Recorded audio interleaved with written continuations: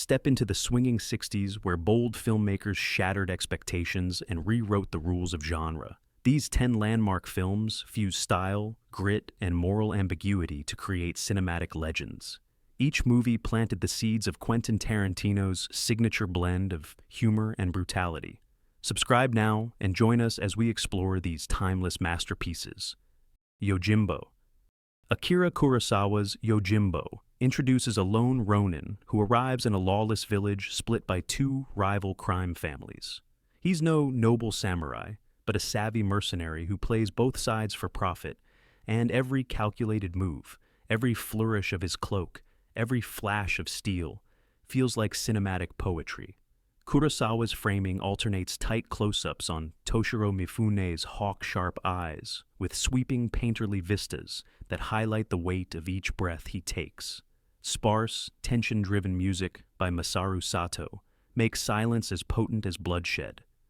Mifune's performance is magnetic. One cool glance can freeze a room, one half-smile can tip you into complicity. Tarantino credits this film for teaching him the power of an anti-hero, someone both mesmerizing and ruthless.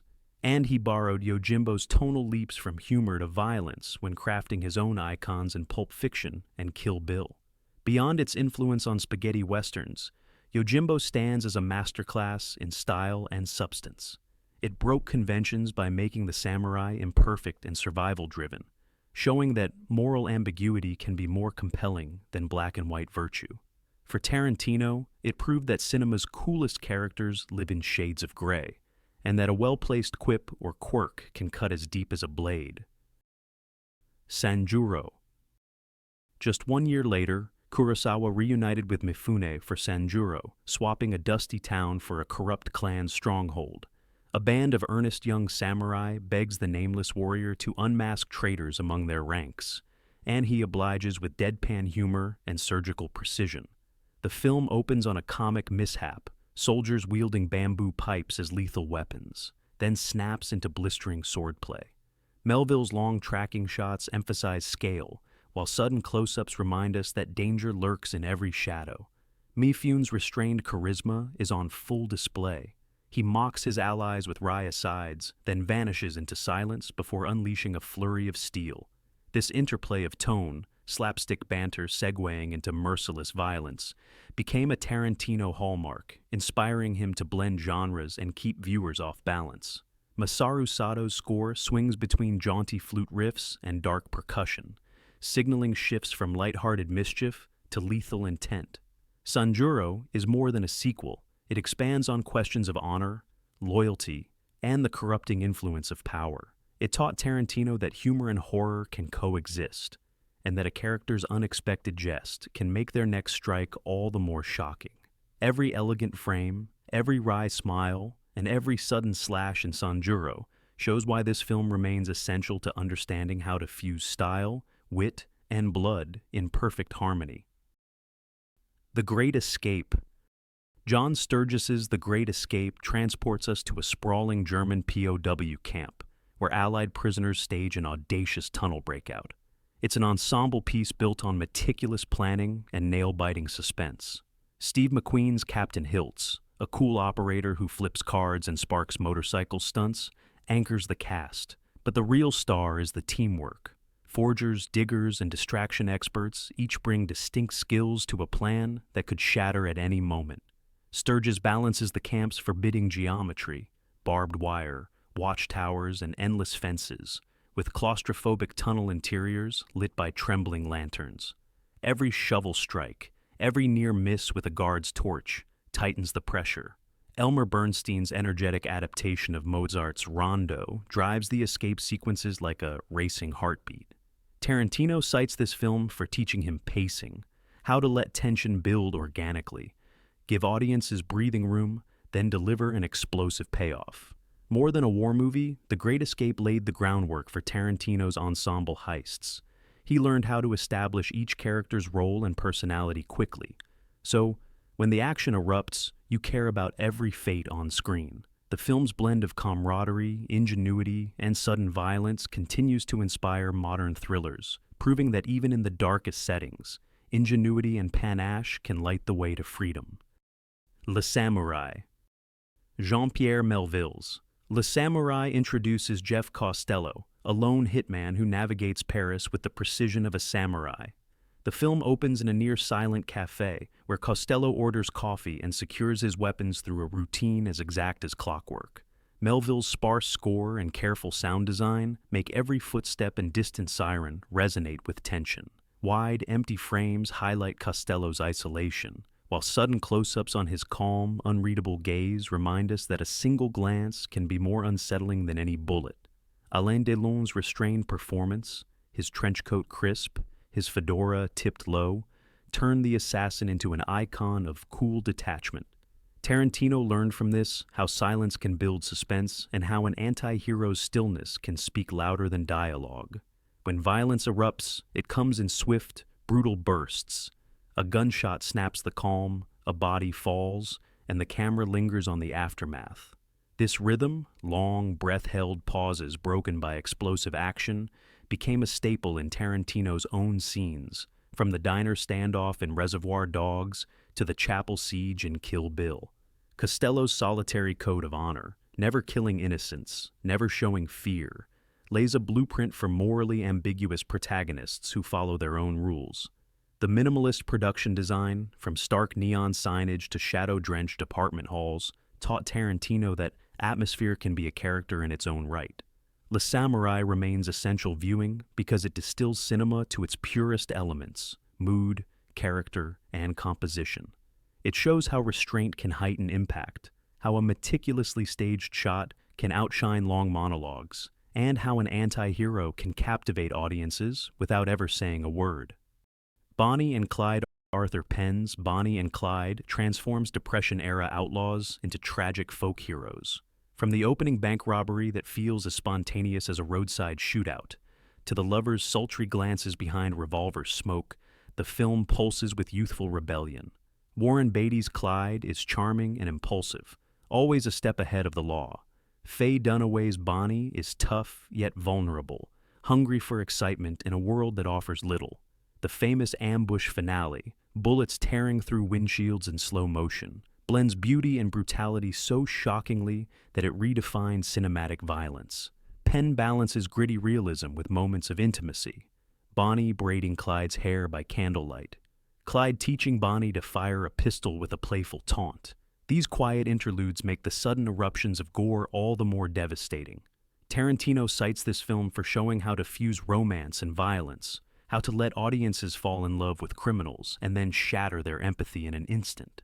The jazz-tinged score underlines both thrill and tragedy, while the film's willingness to break censorship rules opened the door for Tarantino's own frank depictions of blood and desire. Bonnie and Clyde taught him that genre can carry emotional weight. A crime epic can also be a love story, and violence can be as poetic as it is terrifying. Rosemary's Baby. Roman Polanski's Rosemary's Baby creeps under your skin through its use of everyday spaces. When Mia Farrow's Rosemary and her husband move into the Bramford apartment, the ornate decor and polite neighbors feel charming, until whispers, shadowy phone calls, and eerie lullabies twist domesticity into dread. Polanski draws suspense from the mundane: a tapping window, a creaking floorboard, a dinner party where smiles never reach the eyes. He often frames Rosemary alone in vast hallways, underscoring her growing isolation as she realizes she's carrying something horrific. Mia Farrow's performance is raw vulnerability.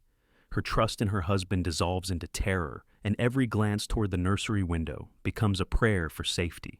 Tarantino absorbed Polanski's lesson in point-of-view shots, letting the camera become the unseen watcher creeping down corridors. Krzysztof Komeda's haunting score seeps into the background, turning ordinary sounds into threats. Rosemary's Baby taught Tarantino that horror isn't just about gore, it's about atmosphere, betrayal, and the fear that your home might be the most dangerous place of all. It remains a masterclass in slow-burn tension, proving that subtlety can terrify more effectively than any scream. Once Upon a Time in the West.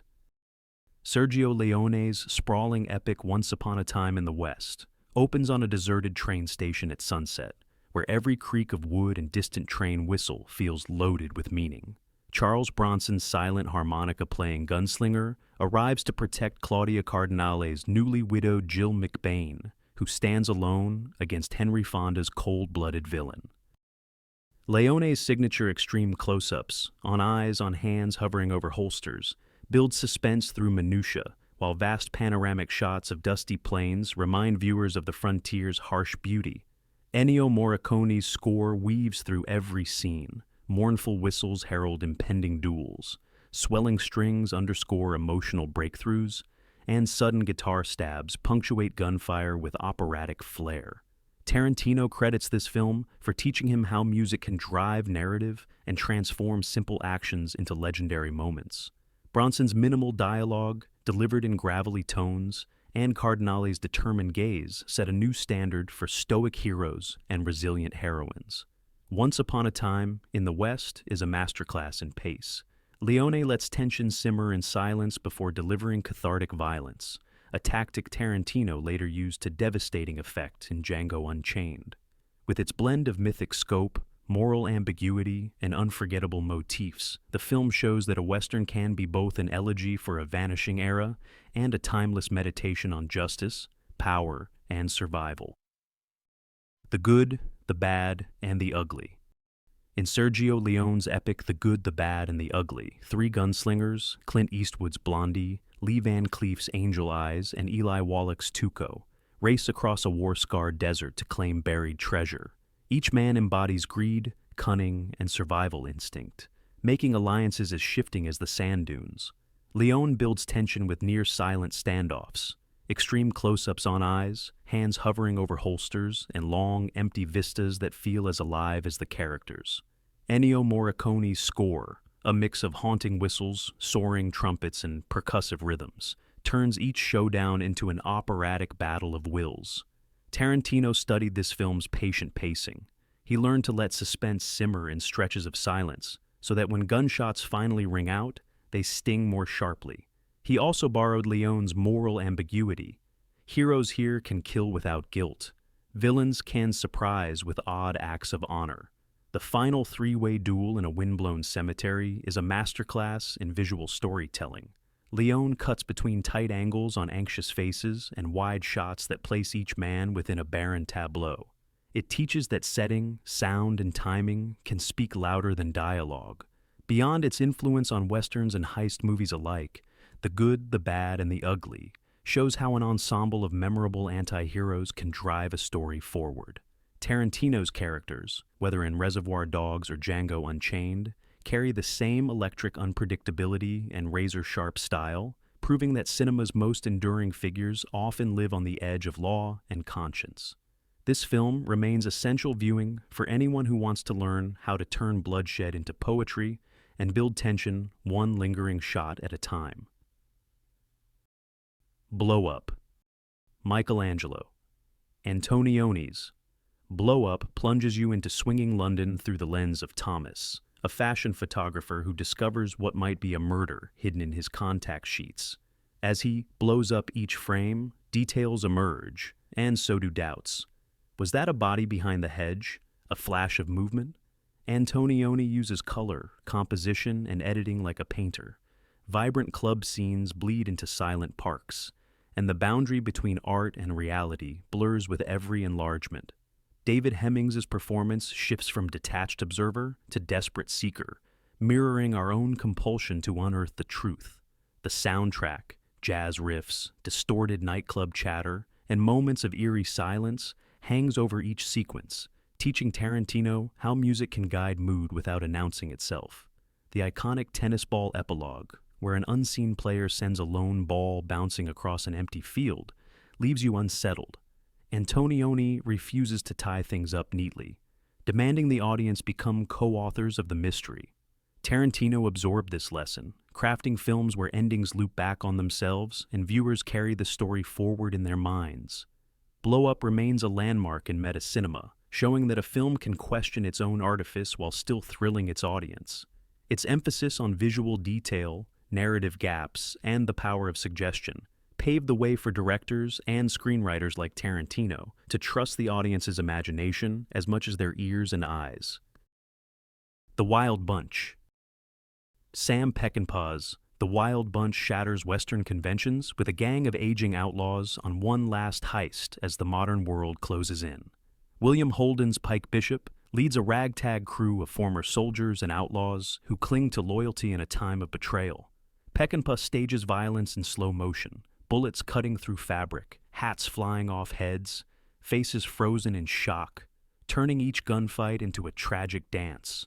Jerry Fielding's mournful score weaves through the carnage, reminding viewers that every burst of gunfire carries the weight of loss. Tarantino learned from Peckinpah how to balance choreographed brutality with emotional depth. He saw that showing every splinter and drop of blood can be both beautiful and horrifying, forcing us to feel the cost of violence. The film's themes, friendship under fire, honor among thieves, and the end of an era, echo in Tarantino's ensemble dramas, where camaraderie and backstabbing coexist in the same breath. The climactic Mexican finale, where survivors face an army of federales, folds together Last Supper imagery, revolutionary fervor, and heartbreaking sacrifice. Peckinpah taught Tarantino that genre storytelling can serve as an elegy, honoring fallen heroes, even as it revels in their defiance. The Wild Bunch remains a blueprint for directors who want to show that every bullet fired can resonate with tragedy, poetry, and unforgettable cinematic power. From lone samurai playing rival gangs to desperate outlaws clinging to honor, these 10 films laid the groundwork for Tarantino's fearless style. Through bold visuals, moral ambiguity, and unforgettable anti-heroes, they challenged every convention. Watch these masterpieces to see cinema reborn, and share your favorites below before you go today.